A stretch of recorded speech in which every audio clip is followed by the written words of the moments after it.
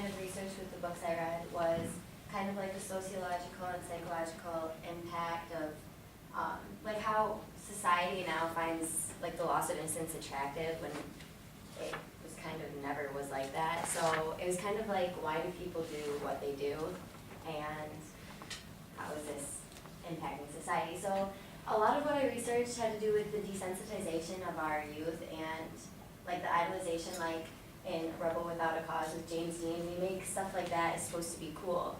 And so being a prude or being afraid to lose your innocence is kind of frowned upon.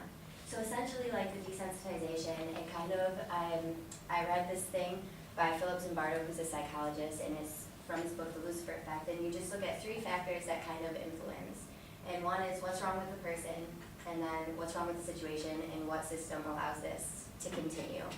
And that's kind of how you can find out why people do what they do. So the first book I read was Lolita, and it follows this guy named Humbert, and it's from his point of view, and he basically develops a sexual relationship with Dolores, who's a little girl, and that's kind of the premise. And then the second book that I read is called The Wasp Factory, and basically this boy named Frank, he like kills animals, and he's killed 3 children, and he's just like really violent because he lost his genitals when he was young, so that's how he like practices his manliness, I guess, because it's like, ha, you can procreate, but I kill things, kind of type thing.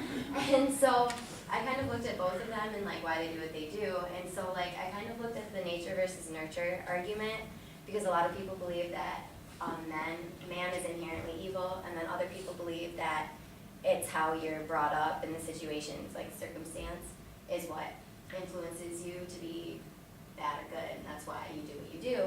And so basically, I think a lot of it has to do with anonymity versus responsibility, because when you take on a mask, like in Lord of the Flies, William Golding, he believes that men are inherently evil, but when Jack and his troop, they paint their faces and they do these evil things, they're taking on a different persona.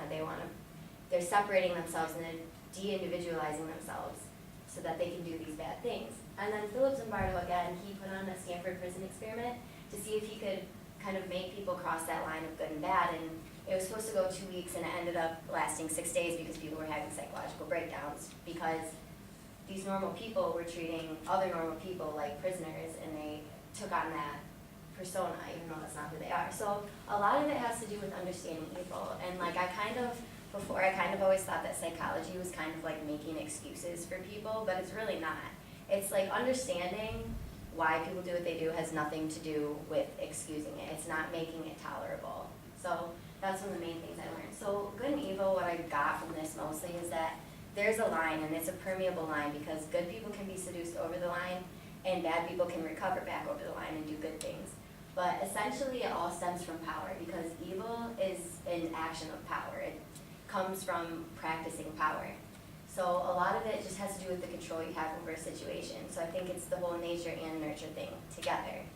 And both of my books kind of displayed how they both tried to practice their control over Lolita, and then Frank's control over the animals he killed, and that kind of correlated into them doing evil things. Awesome.